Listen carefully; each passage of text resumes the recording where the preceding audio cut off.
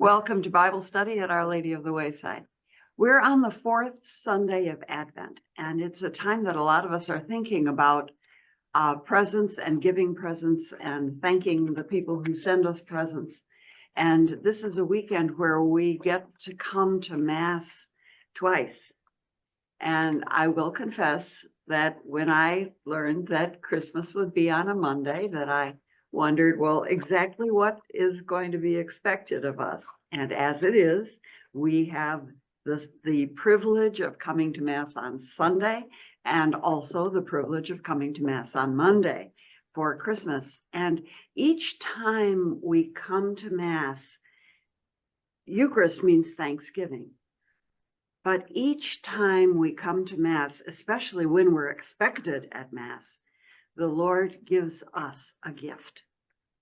And sometimes it's a gift of something my grandchildren receive, something you want.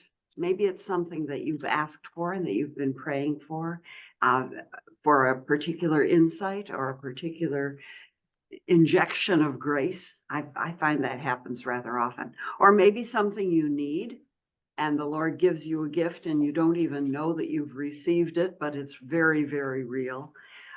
Something to wear, and we always wear the joy of our salvation, or something to read. And of course, we get to look at something to read today, and we're going to look at the readings for the fourth Sunday of Advent.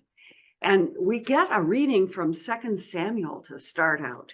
And we don't hear from 2 Samuel very often, and we're a little bit familiar with some of 1 Samuel, which begins with the call of Samuel and then tells us about young David and Goliath, and David getting started on his military career and getting started as a singer-songwriter. And then 2 Samuel is the book about David as he's older.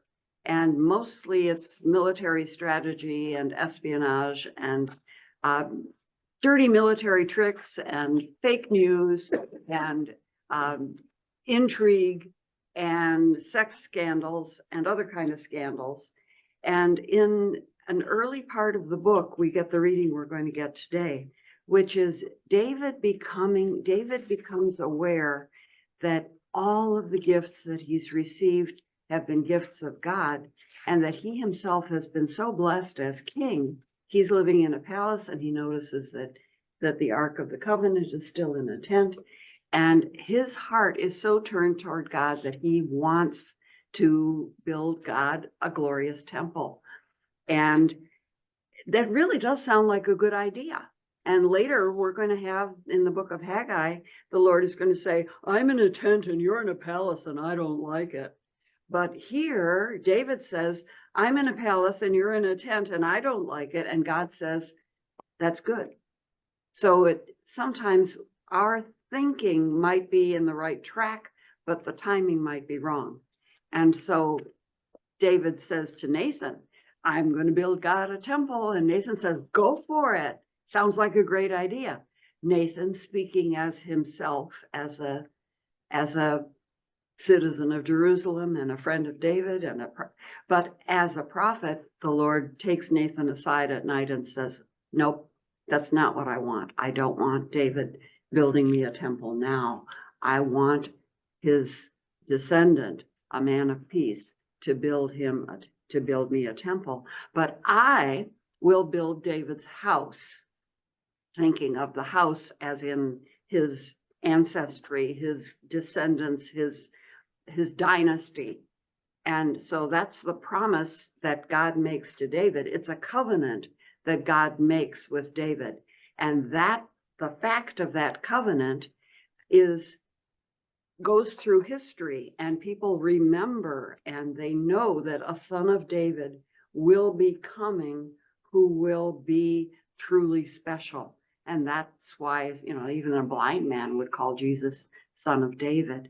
Well, that's kind of an interesting thing. Why would God make a big deal over Jesus's genealogy when Jesus is actually, factually, the only begotten Son of God? We've got Melchizedek in the Bible who comes out of nowhere. We have no idea what his ancestry is.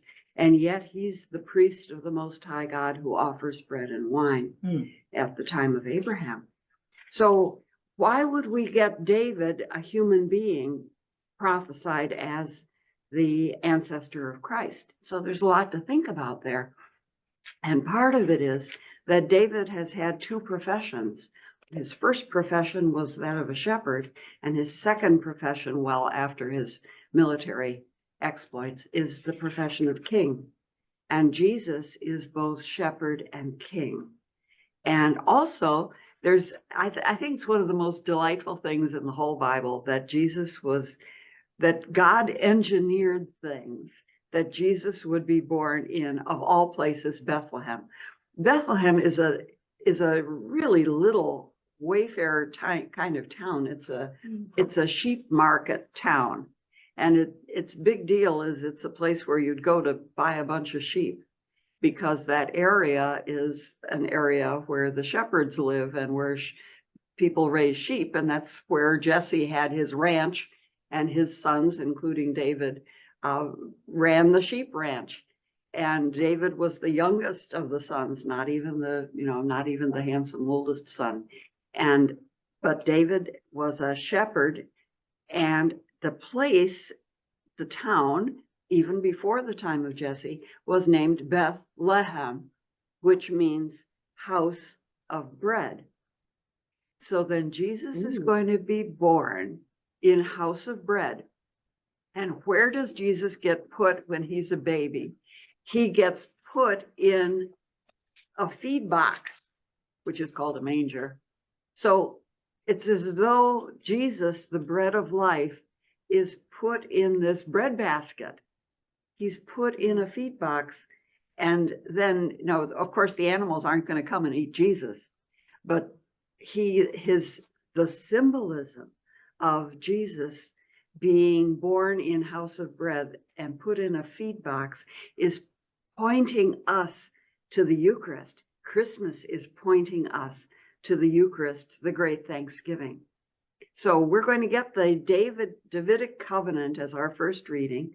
We're going to see, of course, the shepherds come to say hello to Jesus, because shepherds are present at the birth of lambs, and Jesus is the Lamb of God.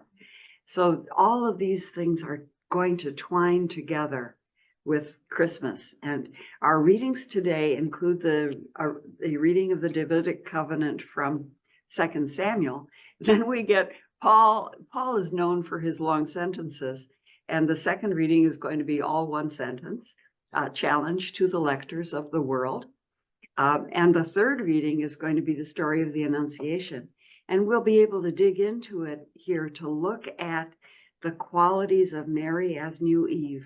We'll be able to look at some of the personality of Mary, the personality activities of the angel, and the mystery of the Annunciation. So we've got some terrific readings for the fourth Sunday of Advent. And so I especially encourage you to take advantage of the opportunity to attend Mass on the fourth Sunday of Advent as well as on Christmas, because there will be great graces on display and for you as you attend. And congratulations to everybody who came to Bible study too. And if you'd like information about Bible study at Our Lady of the Wayside, our email is BibleStudy@olwparish.org. Blessings and peace. Merry Christmas.